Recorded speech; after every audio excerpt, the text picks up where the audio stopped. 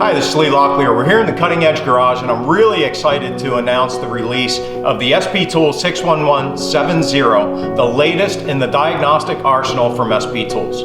This is a 5-in-1 tool that does a little bit of everything on the diagnostic side of the business.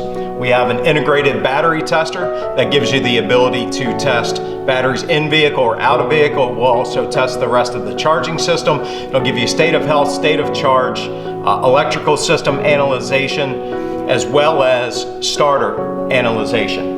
In addition to battery maintenance, we also have traditional vehicle maintenance that gives us the ability to do things like reset maintenance intervals, bleed ABS systems, match throttle bodies, and things like that. In addition to basic maintenance functions, we also have integrated TPMS that will not only read data from the TPMS sensors, such as temperature, pressure, and things like that, but it also will give you the ability to match sensors. If you're replacing a TPMS sensor, it gives you the ability to match IDs and things like that. In addition to TPMS, we also have integrated into one tool full diagnostic capabilities for over 100 car makes.